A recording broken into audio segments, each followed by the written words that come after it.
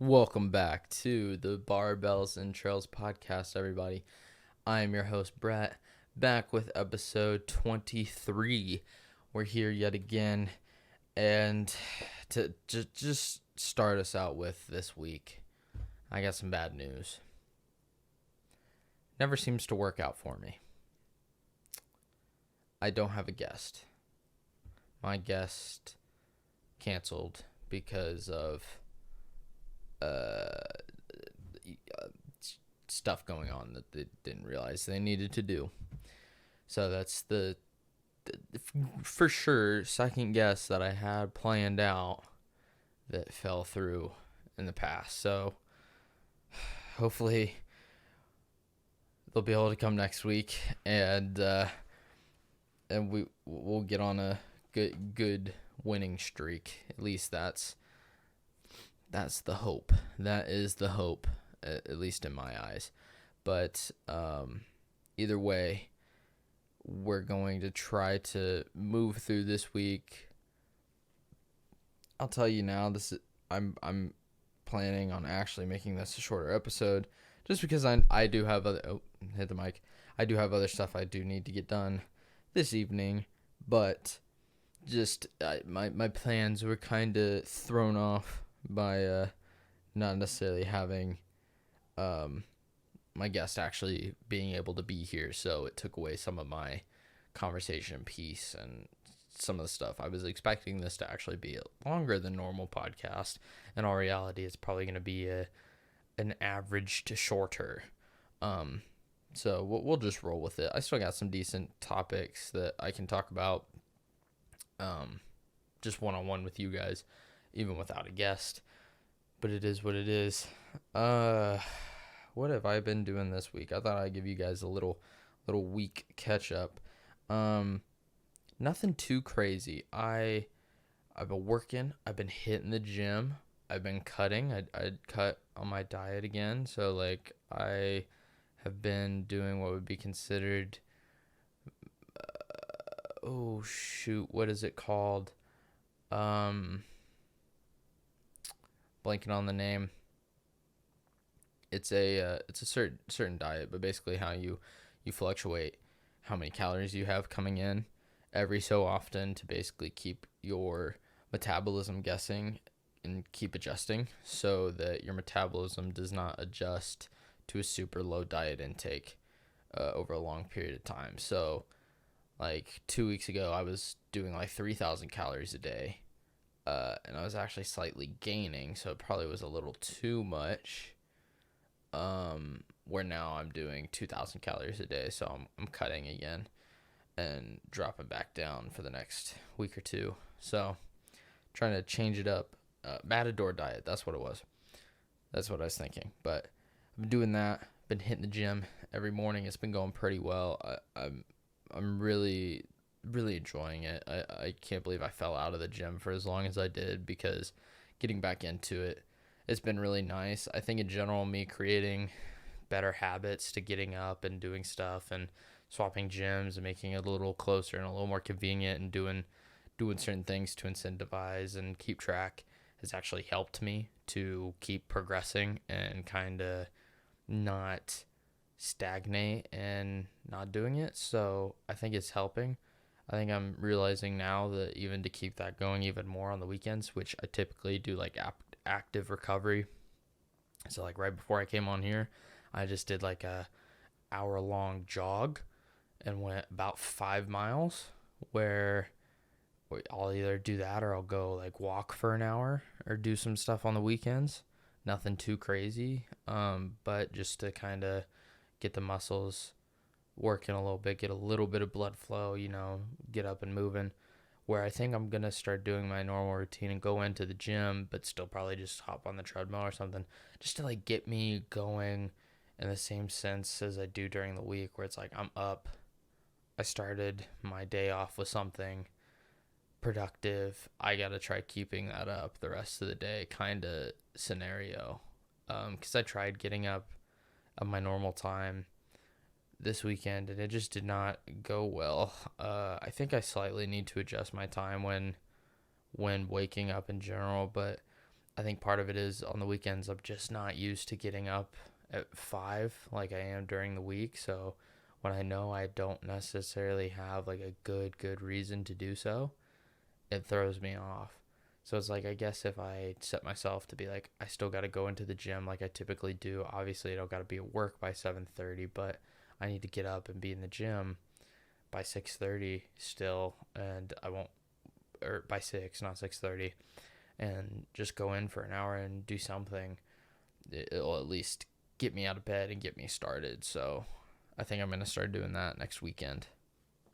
But other than that, this week, I did read a new book. I finished another book. It was called The Decision by Kevin Hart. It's a audio exclusive on Audible. It was really good. It was basically all about kind of growing a positive mindset and how to work to be successful and some of the stuff he's dealt with, and just how basically building a positive mindset and keep working and growing kind of will over time accumulate into something, and you just got to stay positive because negativity is what drags you down in a lot of ways. So just like different stuff, and it was an interesting book. It wasn't too bad. He kind of kept it lighthearted at times with a little bit of comedy, but it was kind of fun. So it wasn't a terrible book. I would recommend to anybody that has Audible. It wasn't a bad read. I know he has a few others on there, so I'm curious to maybe listen to them in the future. But I'm trying to think. Other than that, obviously you guys cannot see me right now. My plan is to hopefully record the first episode of actually seeing next weekend. At least that's what I'm shooting for. With that, I've ordered some stuff for the studio. I was thinking about getting a neon light like sign. It was a little pricey. I wasn't planning on necessarily doing that at the moment, but I've ordered some stuff for it to kind of add some decor and to finish up the background and certain stuff. It was supposed to be here 2 days ago. Some of that now won't get here till Monday. And just other stuff not showing up, like my sound panel. So if you hear a slight echo, that's why. I've ordered some acoustic paneling, and they've been delayed, and I haven't gotten any updates yet. And my guess is they won't be here until like October or something like that. And I ordered them already a month and a half ago. So delays with stuff kind of sucks, because I wish I didn't have an echo. Like, one of the main reasons I wanted to put the studio in the room I'm in was because it was smaller and it's easier to kind of provide that sound absorption and figure some stuff out. So I'm hoping when those panels get here, those solve most of the problems. I think they will. There's still a few other things I want to put on the wall, and I think just in general getting stuff on the wall will help. But it's coming along. I'm getting bits and pieces here. I got what did I get today? I actually got my tripod and everything today. It came in the mail, and just waiting on some stuff to put together for this weekend. Through the week, kind of get some stuff put together. So hopefully it comes out all right. I know that certain items probably won't even be here by that time, and I feel like it'll slowly progress, and we'll add some stuff here and there to the background and kind of make it a little better and different. So it will definitely be a progressive. It will be a progression on the look of the podcast, and it will probably change a little bit over time on stuff in the background and certain stuff. I'll tell you now, I already plan on having it, I guess, like Christmas themed. December's probably my favorite month. I love doing Christmas stuff, and I feel like I might even post more in December. We'll kind of see how that works out, because I would love to do certain things in Christmas themed episodes and stuff like that. So if you guys have any ideas, please let me know. but I'm kind of excited for the next couple months and kind of see where this goes. Obviously, we still got 3 months till December, but it's not, when you think about it, it's not far along around the corner. So we're getting there.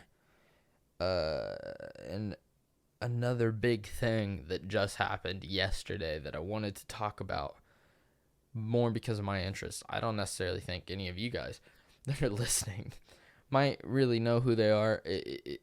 It's a group that I've grown up with. I've watched these guys since I was, probably 14. Oh, it's been forever. Because I graduated in 2019, 18, 17, 16. I might have been 15. 15 to 14 was kind of when I was really learning about them, and I was still kind of early into who they are. Surprisingly, I didn't think I necessarily found them that early, but the Sidemen Charity match was yesterday, but I've watched those guys for, I like I said, like I was maybe 15, so I've watched them for years. I've watched them grow on their journey, and a bunch of stuff like that. So it's been quite a journey, like watching them over the years and everything that they've been able to do. And this was one of those things with the Sidemen Charity match. I mean, they've done it before. I don't think I've actually ever watched any of the full charity matches. So it was kind of cool. And I was like, man, this would be a good talking point. Good talking point for the podcast, let alone I'm interested. So it's kind of crazy, but I guess let's just kind of get into it. We'll go through some of the highlights for it. If you don't know what the Sidemen are, it's a group of 7 UK YouTubers that just kind of became friends over the years working on YouTube on their own, and just kind of happened to create one of the largest UK YouTube group, and one of the largest I would say YouTube groups on YouTube. I feel like, I don't know, maybe that's me being biased. I guess in comparison to some US people, it might be a little different, but they've been around for many, many years, and they've done 3 charity matches in the past, and basically they've sold out a stadium, or they did this year, they hadn't in the past, and raised money, as much money as they could, and just played with themselves and a bunch of other YouTubers to come play a soccer match or football match, and tried raising as much money as possible, and just kind of put on a piece of entertainment for everybody to come watch. And they would live stream the event, and people would donate, and they would try raising as much money as possible. So they haven't done one since 2018, and they talked about doing this one in 2020, and I think it was 2020, and it took a while for them to kind of get everything in line, but they ended up doing it. So it was Sidemen, a bunch of other people in the YouTube space, Mr. Beast, Speed, which is a Twitch streamer, some other UK YouTubers, Calix, Calfreezy, all the Sidemen, so KSI, Mini Mentor, Vicstar, Zerka, Bazinga, or Ethan, just Harry or Rodashaw, Toby or Tobe Jizzle, like all those guys, their main friend group, Randolph, trying to think who all else was there, some of the Beta Squad people, Nico, Chunks, Philly, who else, Harry Panetta, a big group of people from YouTube and streamers, a few TikTokers, just a big variety of large creators from around the UK, and then some from the US. The Mr. Beast one was probably one of the biggest ones. He had Mr. Beast, He had Carl Jacobs, and he had his other friends, Chris and Chandler. I don't know their last names, but he had them come play too, or they had them come play, which was quite amazing. And it ended up being probably the most entertaining game they've had from the start, from their original one. They have had quite a lot of different people involved with it, but this one was definitely the most entertaining. In this game, they had 15 goals, and I don't think they had done that in any of the past games, and that's for sure. I mean, one game ended up 2-0. So this game had a lot of goals. There was a lot going on, and it was crazy. There ended up being 2 goals almost within the first 6 minutes, very quickly. I don't watch a lot of football, but I don't know. I mean, I know typically those games don't necessarily end with super high scores, so it is a little different. Professional goalkeepers, professional players, but it was very entertaining. Chunks and Nico scored the first 2 goals for the YouTube All-Stars, which was the opposing team to the Sidemen.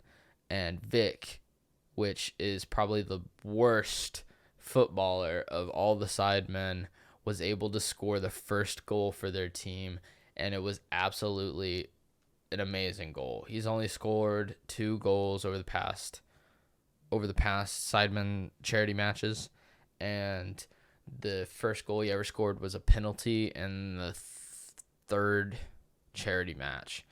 It is probably one of the most memorable moments in the charity match history for everybody, just because Vic is probably the least skilled player out of all the Sidemen.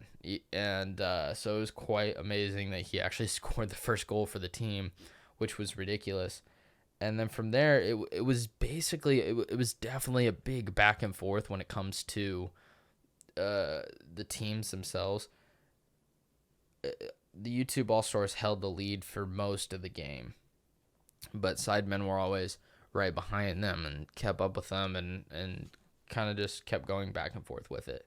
And it was kind of looking bleak, but within the last couple minutes, Simon, or Minimeter, was able to score the winning goal, basically the last goal of the match that won them the game. And the score ended up being 8-7, and it was the Sidemen. And Simon played amazingly. He had a hat trick. He scored 3 goals. Manny scored a goal. Toby scored 2. Chris MD scored. Vic scored the first one. On the other team, Nico scored 2 goals. Philly did Theo Baker, Castro, Willany, Chunks. It was a good variety. Speed got kicked. No, he didn't get kicked off the game. Never mind. I was about to say something that didn't actually happen. But he did take out JJ and stand over him, and JJ's KSI, if you don't know. And it was just a very, very entertaining game. I was very happy that if I was going to tune into any of the charity matches, considering I've missed several in the past couple years, like I've watched bits and pieces, I was very happy that I actually sat down and watched this whole game. I think that was actually the first ever soccer or football match that I've ever actually sat down and watched, which was, I wasn't disappointed. It was very funny. It was entertaining. A lot of people. It was awesome. I hope they do it again, because they realized after that when they had originally released the tickets, they sold out very, very quickly. So I think that next year, if they try doing it again, they might try selling out Wembley Arena, I believe. Possibly. It's kind of toss up at the moment. But that would seat, I think, 90,000 people. This one sold out, and they had, I think it was 27,000 people there, which was crazy in itself. And they were able to raise money for some amazing causes. I can't remember all the causes. I think it was teen cancer, teen cancer something. I'm blanking on the full name, and that's my bad for not knowing. Let me see here if I have it sitting anywhere. Man, I don't have the charity names, but it was a mental health, like suicide prevention line, which was one. Sunshine something. I can't believe why am I trying, because I don't know. And then M7 Education, which is actually Simon's own nonprofit that he started a few years ago with his brother, I believe. And it was pretty cool. And actually, by the end of the match, they were able to raise over $1 million. Their final amount raised was 1,074,379 pounds. So that would probably equip to I don't know. Oh no, I don't know. What's pounds to dollars? I can't remember the ratio. I think it might be like,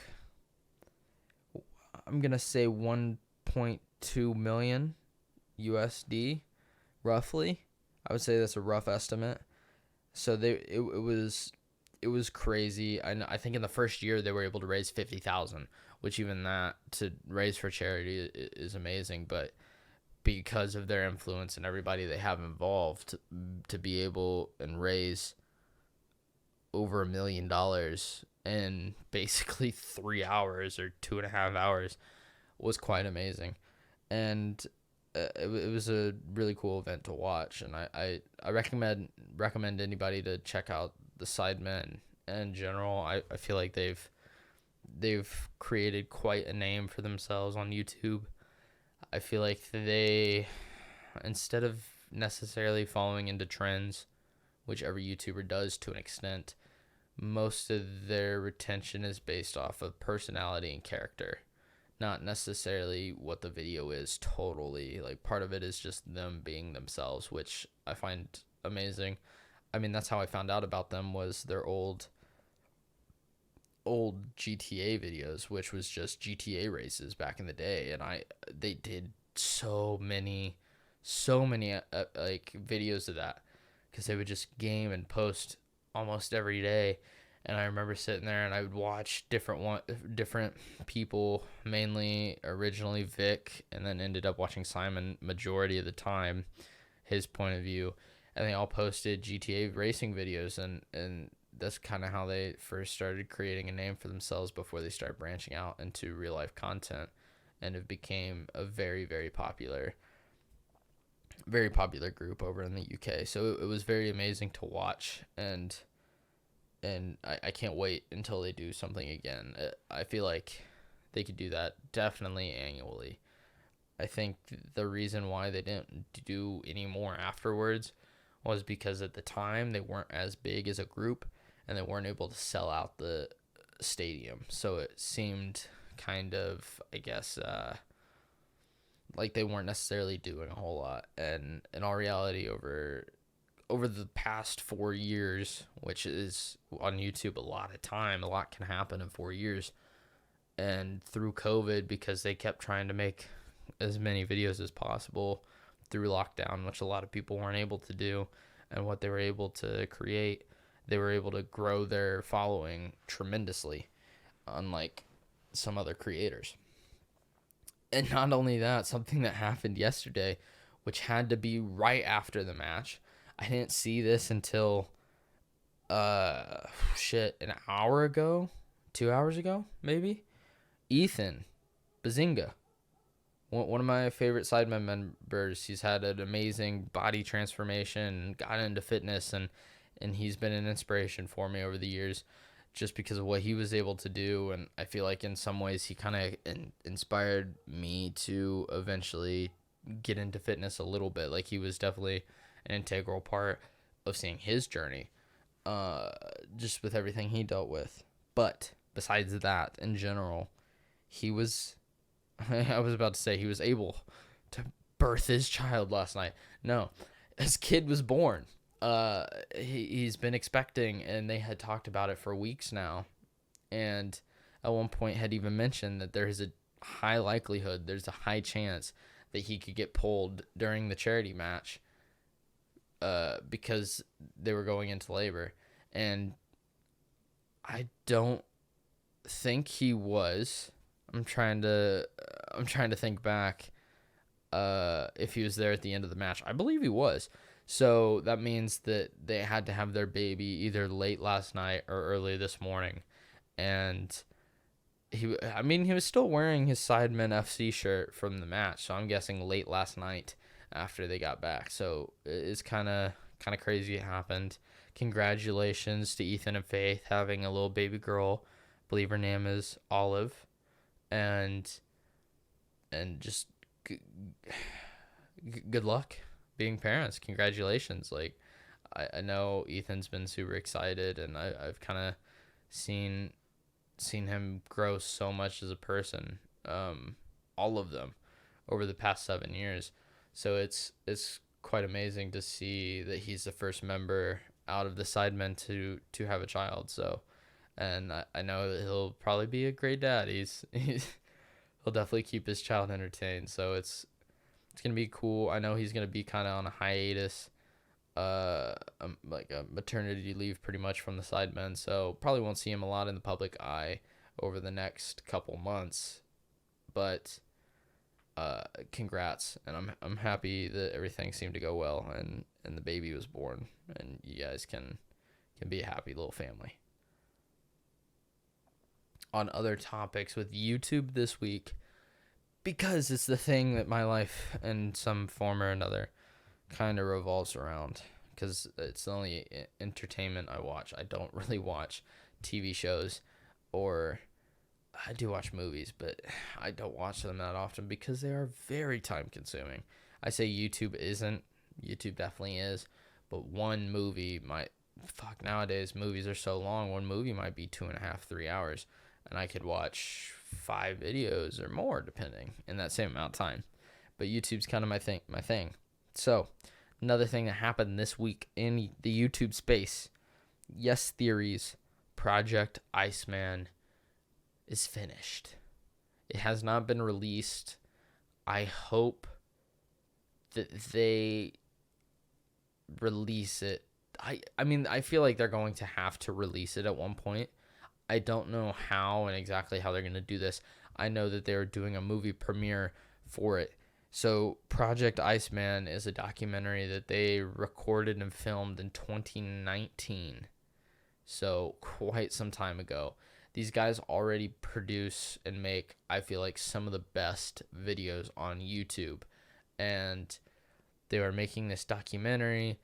They were going to have it made by a major streaming platform, I guess is Netflix or some other very large platform. And they were going to get like 1.2 million, and they decided to say fuck it and try doing it themselves because they were going to lose some creative control over the project if they sold the rights to that streaming platform. So they decided to do it on their own, and it's something they've been working on now for over a year, trying to slowly but surely produce this, piece it together, edit everything down. And basically the whole documentary is this man, I don't remember his name. I don't even know if they state his name. They might have, and that's my bad. The trailer is on YouTube. Definitely go check it out. Go check out their latest video on it, because it was kind of behind the scenes, and you get an exclusive look at part of the video or part of the documentary.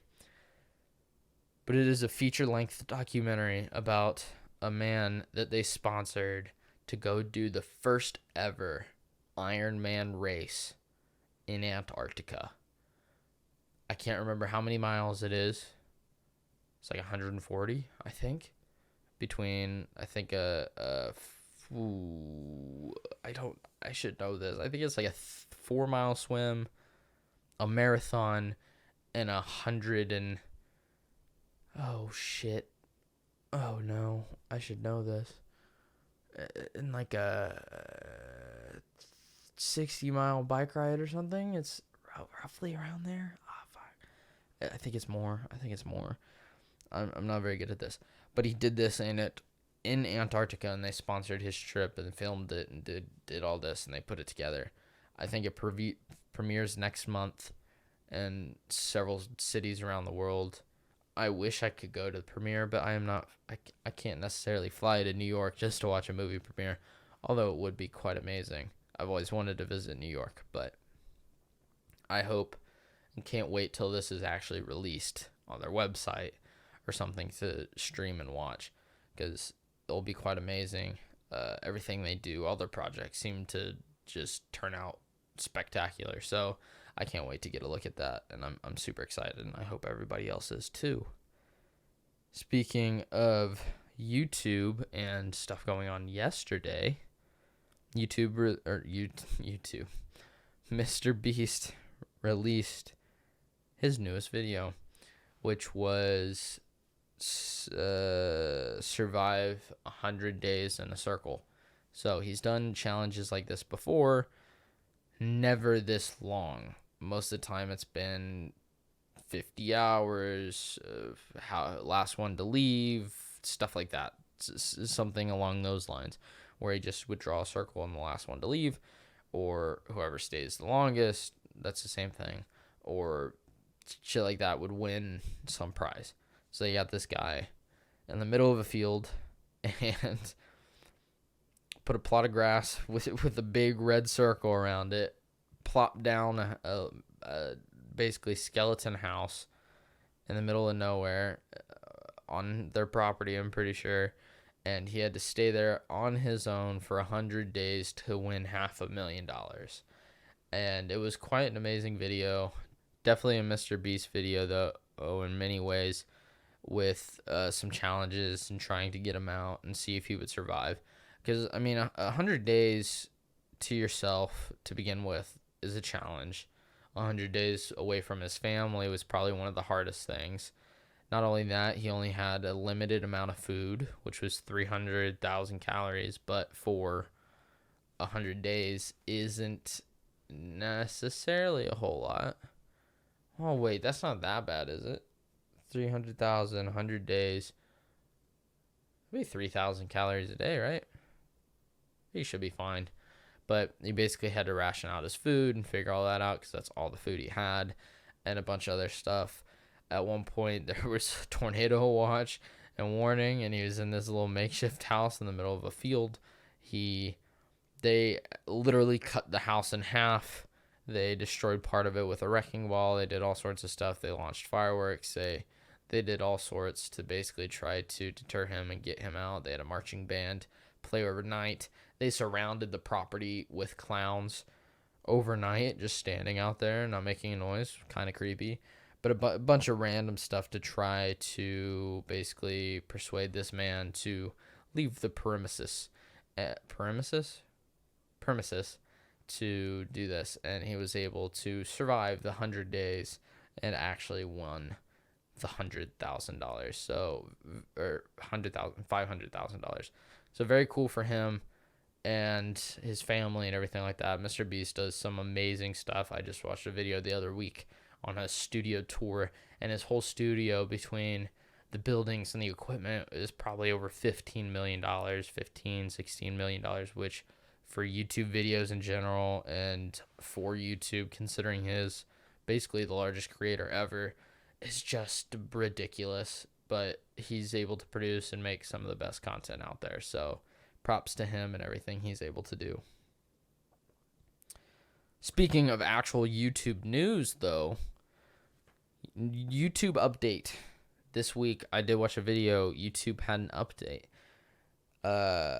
which is very interesting. I'm actually curious, because I think this might pertain to me and making content for you guys eventually, and posting stuff on YouTube, and just little clips and different stuff and a bunch of random shit. We'll kind of see. YouTube Shorts are now monetizable, or they will be at the start of next year. So basically, there's a new way to get monetized. You don't have to get monetized from the 1,000 subs, 4,000 hours of watch time. It's changed. You can do 1,000 subs and 10 million views on Shorts.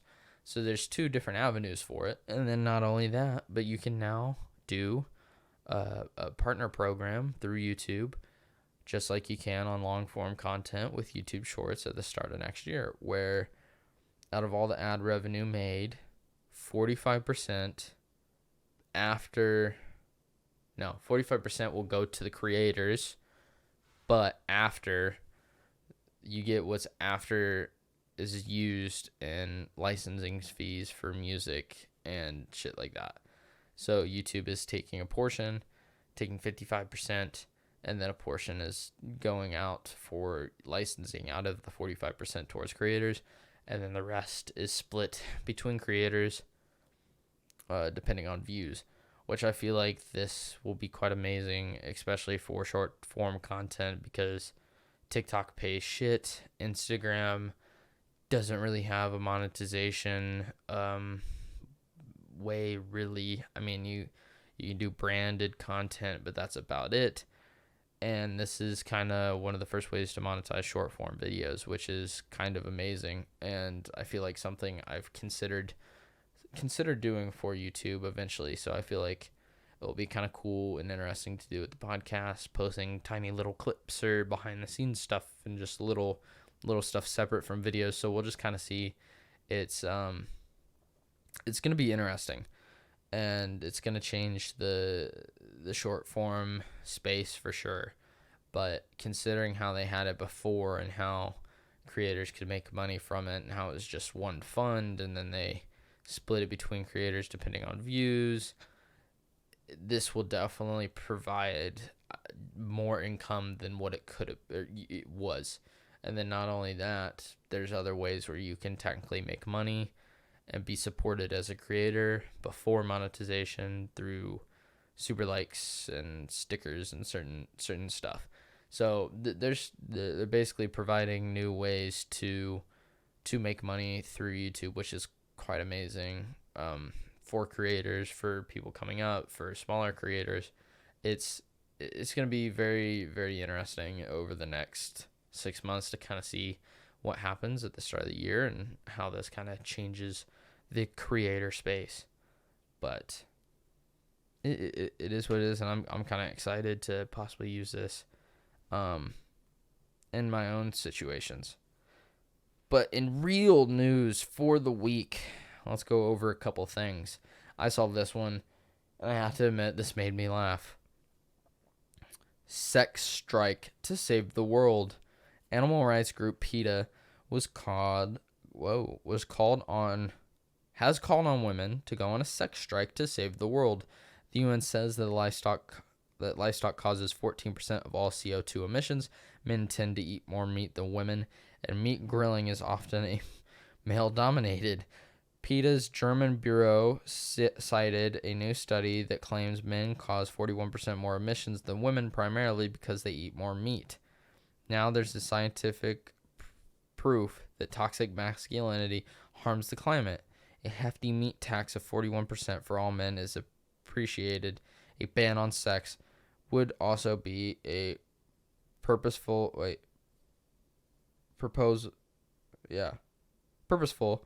in this context, a PETA official stated. So they basically believe that because men eat more meat, we should not get sex because we're terrible people. I've seen the videos. I considered going vegan for a while. It's just, I don't think I could, me personally. I mean, I would be willing to try something like that, but I don't feel like I would operate optimally, and I've already been a picky eater as a kid, and trying to do something like that and make that big, change would be almost impossible for me, I feel like. Not impossible, but it wouldn't be easy by any means. And yeah, men eat more meat. Our bodies in general are so different that we need more protein. We eat more, we have to sustain the body we have, and the only way to do that is with protein and calories.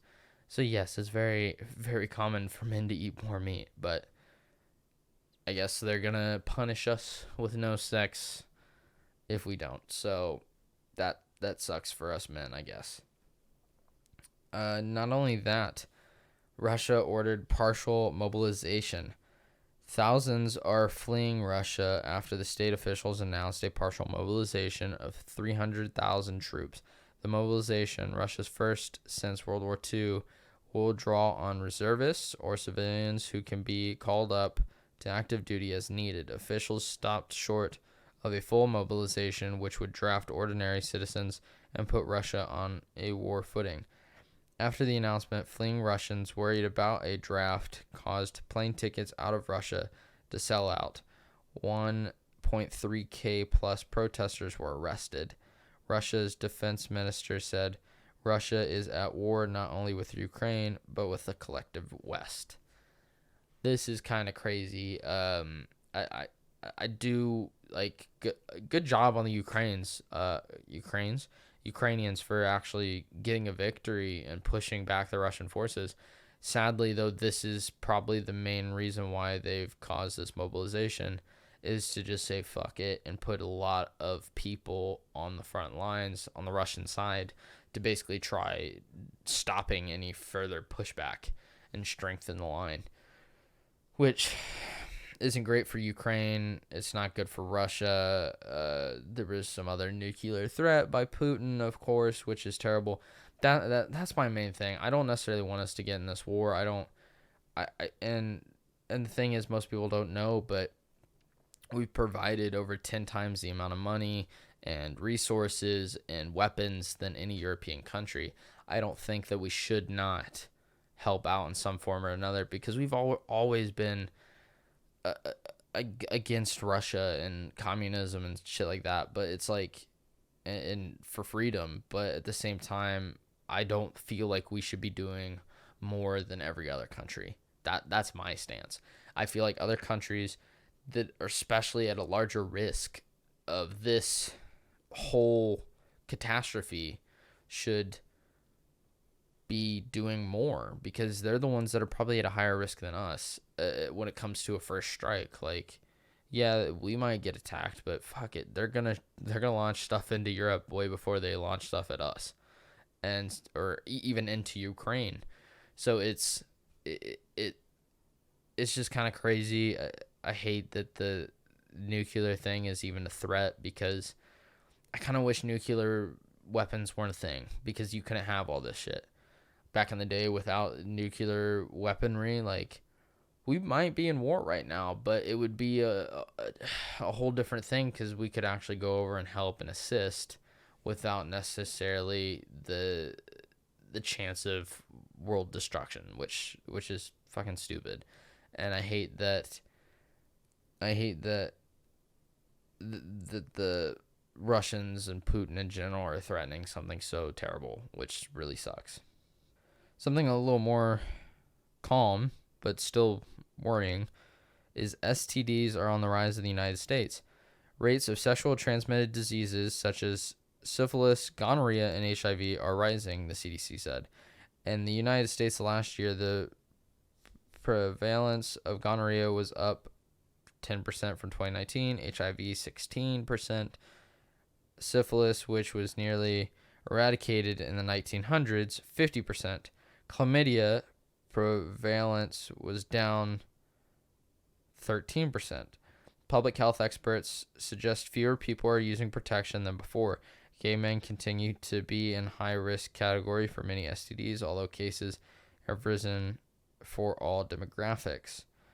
The National Coalition of STD Directors top official called the United States STD situation out of control. Guys, wear a condom. Come on. We don't need to be spreading this shit. I thought we dealt with some of this stuff a while ago. Can we get it under control? Keep your dick in your pants if you can't wrap it up. Like, play it safe. Stop spreading this shit. No one wants it. No one wants a itchy dick or itchy vag. So keep yourself clean. Be safe. You got this, guys. Just wrap her up. Wrap her up. We don't need unwanted pregnancies. We don't need STDs. Figure your shit out. Come on. Lebanese banks closed. So banks in Lebanon, I've actually seen some of these, have been robbed by people that have money in the banks. Basically because the government and the banks only allow a certain amount of withdrawal from the accounts, even if they have money in them. So people have actually held hostage in these banks with fake weapons to basically try to force and rob their own money from the bank because they cannot get it otherwise. One woman robbed a bank to try getting her money to save and pay for cancer treatment, I believe, for her sister, which is ridiculous.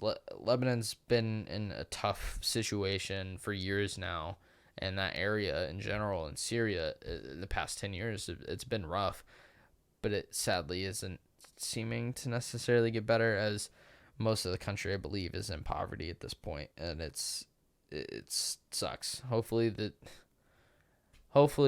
eventually stuff will get better and people will figure it out. Channel crossings. Illegal English channel crossings have surpassed 30,000 this year, breaking last year's record of 28,000. The channel, which is 21 miles wide in some areas, separates the UK from France. Migrants, mostly of Middle Eastern and African origin, often try to cross the channel in rickety boats. So far in September, 5,500 people have crossed, nearing August's high record 8,500 crossing.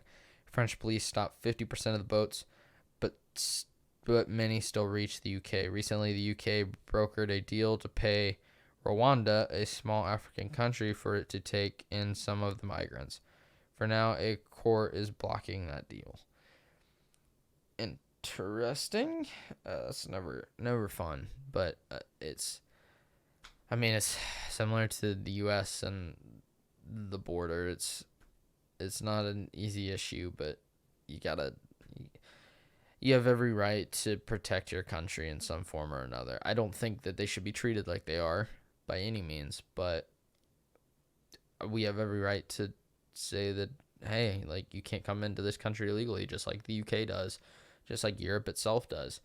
And the amount of money they spend and what they do to keep people from going into Europe is kind of ridiculous too. Like, it's way worse than some of the stuff we do at times. So it's pretty crazy. This one's actually kind of cool. I would not have guessed this, but cancer deaths are falling in the U.S. Per the American Association of Cancer Research, cancer deaths fell 2.3% per year from 2016 to 2019.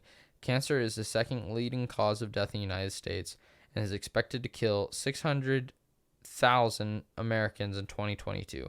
Every day, 5,000 people are diagnosed and 1,700 die from cancer. Per the report, the survival rate for all types of cancer has risen from 50 in the 1970s to 50% in the 1970s to 70% in 2017. Since 1991, 3.5 million deaths have been avoided, and 18 million Americans, 5.4%, are now survivors. Wow. Doctors attribute the trend of the medical advancements. 8 drugs were approved and 10 were more expanded in 2021 alone, and as well as 2 new types of diagnostic imaging. Well, that's actually really cool, because cancer fucking sucks. It's terrible, and I wish we could figure it out a little better. But that's cool that at this point things are starting to look better. Obviously, they're not great. People are still getting cancer. Part of that definitely should be people's lifestyle habits that you need to be accountable for, but at least things are looking better. Got a couple more things. I got one more. Israel Prime Minister backs 2-state solution. During a UN speech, Israel's Prime Minister voiced his support for creating an independent Palestine. Palestine refers to the West Bank and Gaza Strip territories overseen by Israel since 1967. In 1993, agreements laid out a roadmap for Palestine's independence, but progression has stalled since 2014. In his speech, Prime Minister Yair Lapid supported the so-called 2-state solution, according to which there would be 2 states for 2 people. He did not provide concrete steps toward that. Critics from the right call his position soft. Those on the left said that there is no proof he is serious.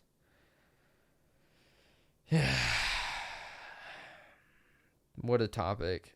I mean, I hope they figure their stuff out. I really do, because it's everything over there, just everything with that sucks. And the amount of death and violence and everything that happens in Israel, I wish it didn't. And I think most do. So hopefully they get their stuff straightened out. And if they can try figuring out a solution, I think everyone will be happy. All right, everybody, this is going to be the last thing that we do for this episode, and it is going to be, you know what, facts.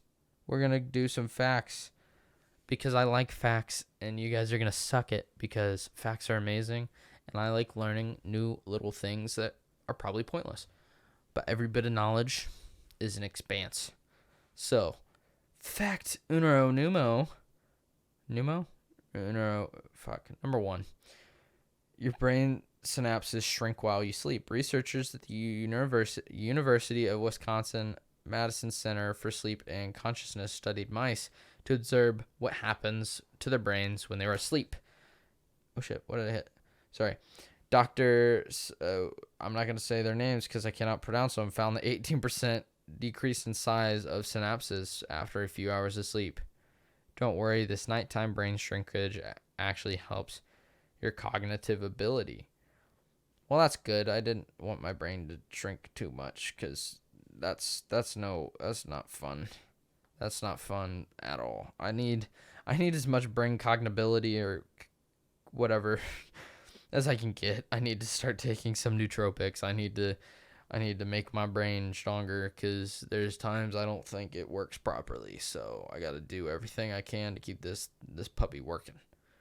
And it's probably one of the most valuable things is your brain. So I got to keep this thing optimized. Number 2, waffle iron inspired the first pair of Nikes. I think I've heard about this or seen it somewhere. Bill Bowerman was a track and field coach in the 1950s who didn't like how running shoes were made. He created the Cortez shoe, but wanted a sneaker that was even lighter and could be worn on a variety of surfaces. During a waffle breakfast with his wife in 1970, he came up with the idea of using the waffle texture on the sole of the running shoe. Waffle-soled shoes made their big debut in 1972 U.S. Olympics track and field trials in Eugene, Oregon. Well, that's interesting. That's where that came from. Interesting. Fact number 3, boars watch their food. Natural Geographic reported that at Basel's Zoo in Switzerland, zookeepers watched adult and juveniles wild boars pick up sandy apples and bring them to nearby creek in their environments to wash before eating. Though some items like sugar beets were eaten without the human-like behavior, the boars brought a whole dead chicken to the creek to wash it before chowing down. I mean, it doesn't surprise me. People don't want to believe it, but pigs are one of the smartest animals in the world. And they actually have habits. They are actually fairly clean. The only reason they stay dirty is because they cannot sweat. Most people do not know this, and that's why they will roll around in mud to cool off. It's the only way they can help regulate their body temperature. And I think raccoons do the same thing. So that's actually kind of interesting that pigs do as well. Number 4, baseball umpires used to sit in rocking chairs. People have been playing baseball since the mid-19th century. In the early days, umpires would officiate the game while reclining in a rocking chair located 20 feet behind the home plate. In 1878, the National League also declared that the home teams must pay umpires $5 per game. That would... I'd love to see an umpire pull out a fucking rocking chair nowadays. That would be hilarious. Okay, fact number 5, the first commercial passenger flight lasted only 23 minutes. In 1914, Adam Feel paid $400, which would be equivalent to $8,500 today for a 23-minute plane ride. The Florida flight flew between St. Petersburg and Tampa, where only 21 miles of water separate the cities.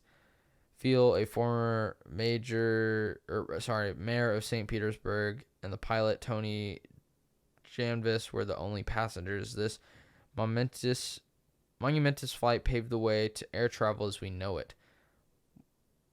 $8,500. Wow, it's like a private flight, so I mean, doesn't necessarily surprise me. Number 6, the world's first novel ends mid-sentence. The Tale of Guinea,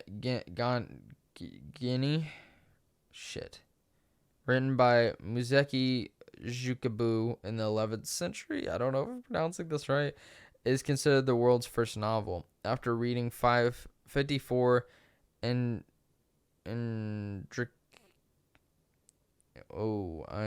see, this is what I'm talking about with my brain. It doesn't work sometimes. Intricately crafted chapters, the reader is stopped abruptly mid-sentence. One translator believed the work is completed as is, but others say we're missing a few more pages from the story.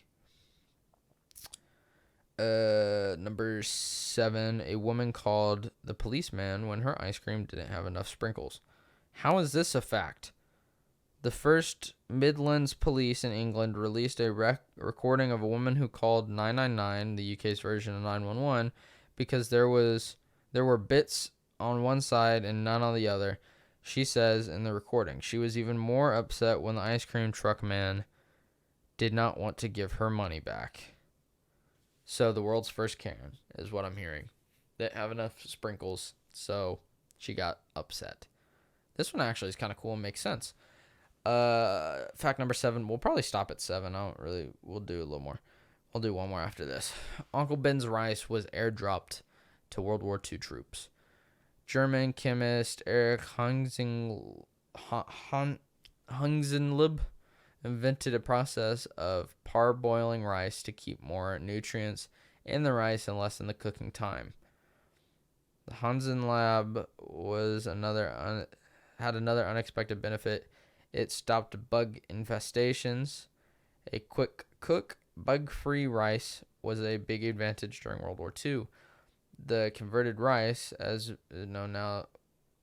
it was known then, was airdropped to American and British troops. After the war, the company rebranded itself and became Uncle Ben's original converted brand rice. Named after one of the company's best rice suppliers, the product hit grocery store shelves in 1947. And I feel like most people will know this one, but we're going to do it anyways. The British Empire was the largest empire in world history. The British Empire was the most powerful in the 1920s when it controlled 23% of the world's population and approximately 13.7 million square miles of territory, or nearly a quarter of the Earth's land area.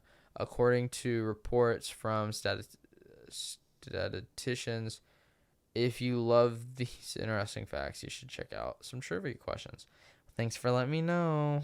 But wow, that's that one's not super surprising. I knew that one already for the most part, but I do hope you guys enjoyed this podcast. I hope that I don't get canceled on again next week. We'll see what we can do here, and I can't wait to really get the finishing touches up on this podcast. I wish some stuff wasn't, or the studio, I wish some stuff was not delayed. I wish I had my video recording over there and I could say hello to you guys right now. I'm waving at the door, wishing I had a camera over there to say hey. But it is what it is. We'll figure this out and we'll piece this together piece by piece. And I hope you guys did enjoy. And if you did, please follow on Spotify, rate the podcast, subscribe on YouTube, like the videos, share with your friends, rate on Apple Podcasts and iTunes, all that shit. It's very much appreciated. I hope you guys did enjoy, and I can't wait for future episodes with you. I'll see you guys all next week. Peace out.